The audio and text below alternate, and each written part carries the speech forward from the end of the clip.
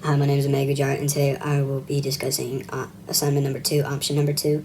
So the first question is, what was Europe's intervention in the Middle East from the end of the 19th century through World War One, and especially through like Russia, Britain, and France, and discuss the Mandate system.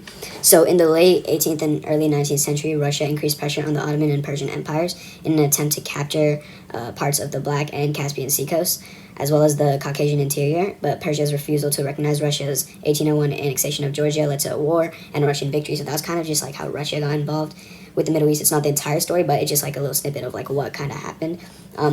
Also, successive like British governments in that century were reluctant to directly like interfere with the Middle East unless like British interests were like under threat. A good example was like when Napoleon briefly invaded Egypt from 1798 to 1801, and the British fleet like assisted the Ottomans by sinking the French fleet off the coast of Egypt. And this kind of shows like the British impact on like the Ottomans and stuff, like how they helped them, like their interventions through the Middle East. And also the Middle East and North Africa were central regions in where modern, like the Middle East and North Africa were like modern French colonial standpoints. And France's like Islamic empire was concentrated in North America, which kind of like remained like a neutral area of like wider French Africa, and like it kind of just remained like a neutral area, and like a wider French Africa like stretched from the south of Sahara, and a lot of France's like strategic positions like took place in the Mediterranean. So I mean that kind of just shows how like France like used the Mediterranean, used like the Middle East all as like sort of like a strategic like position for themselves. So the Mandate system was a compromise between the Allies to retain former German and Turkish colonies and their pre-American declaration.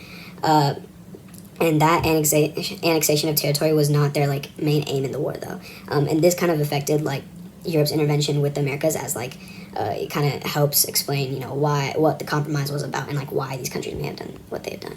So evaluate the importance of Saddam Hussein and Osama bin and then And so right here you can kind of see a Venn diagram comparing like the USSR intervention and the USA intervention in the Middle East. So the USSR, like, they interfered in Afghanistan, used relationships with Western Europe to gain like economic cooperation with the Arabs, and Afghanistan won, forcing the Soviets out.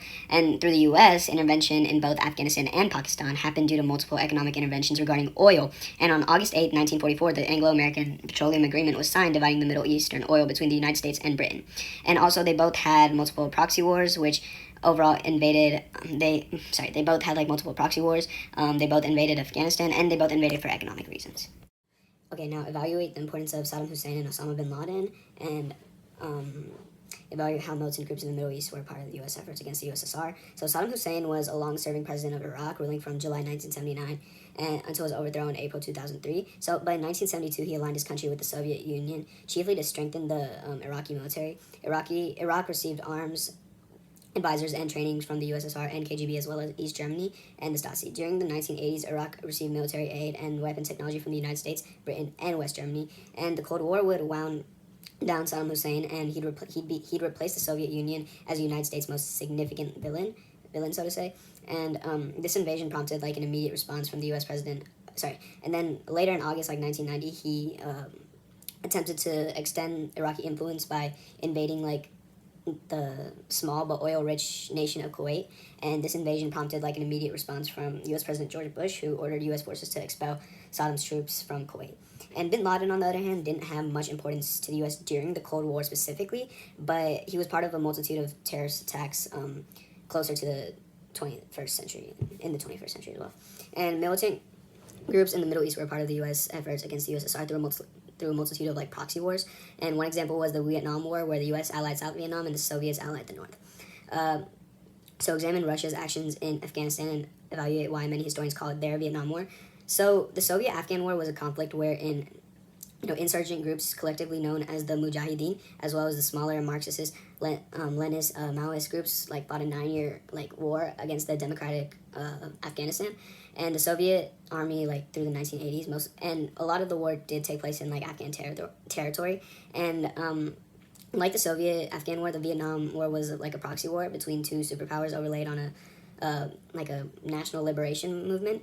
And as a consequence, the North Vietnam had almost limitless resources and public support of the Soviet Union and China behind them. And the risk of escalation was a very real danger, kind of just like showing how a lot of Russians and Afghanistan's like how many Russians like ended up considering like the Russia-Afghanistan war like the Vietnam War, through the proxy war.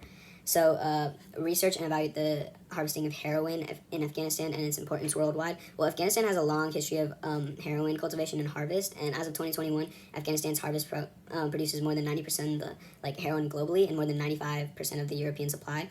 And more land is used for heroin in Afghanistan than it is used for like cocoa in Latin America. That kind of just shows like how much heroin is being made.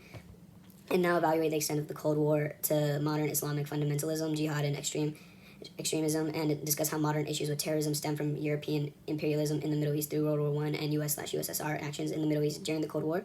So the modern Islamic fundamental movements have their origins in the late 19th century, according to the Arab poet Adunis.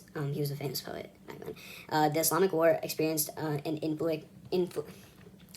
influx of European ideals, values, and thoughts during the late 19th century. The Cold War influenced this through its Soviet influence and spread of ideals to the Middle East, and the USSR and USA's like proxy wars, as I like mentioned before, like the Vietnam War, helped contribute to this through the overall spread of communism and extremism, which eventually developed into modern Islamic fundamentalism. Thank you.